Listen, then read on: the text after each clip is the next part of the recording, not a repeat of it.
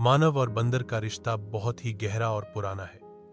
जब हम इतिहास और विज्ञान की नज़र से देखते हैं तो पता चलता है कि इंसान और बंदर दोनों एक ही प्राइमेट्स परिवार के सदस्य हैं। दोनों के बीच कई समानताएं और कुछ अंतर हैं।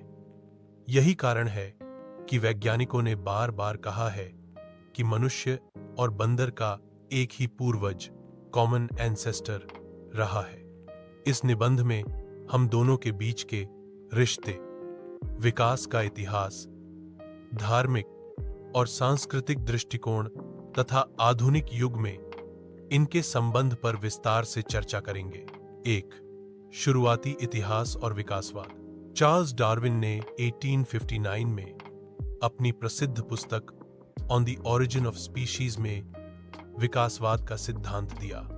उन्होंने कहा कि सभी जीव प्रजातियां प्राकृतिक चयन, नेचुरल सिलेक्शन और अनुकूलन, एडेप्टेशन के कारण समय के साथ बदलती रहती हैं। इंसान और बंदर का रिश्ता भी इसी सिद्धांत के आधार पर समझा जा सकता है। आज से लगभग 60,070 लाख साल पहले अफ्रीका में एक ऐसी प्रजाति रहती थी जो न पूरी तरह इंसान थी और न पूरी तरह बंदर। इसे कॉमन एंसेस्टर कहा जाता है। धीरे धीरे इस पूर्वज से 2 शाखाएं निकली।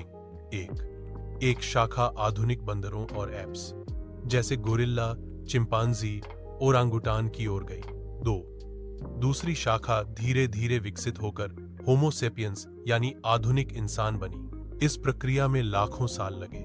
चिंपांजी आज भी हमारे सबसे करीबी रिश्तेदार माने जाते हैं। वैज्ञानिक मानते हैं कि इंसान और चिंपांजी का डीएनए लगभग 98,099% समान है।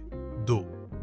शारीरिक समानताएं। मनुष्य और बंदर में कई शारीरिक समानताएं देखी जा सकती हैं। दोनों के हाथ और पैर लगभग एक जैसे बनावट वाले हैं। दोनों के पास नाखून होते हैं, पंजे नहीं।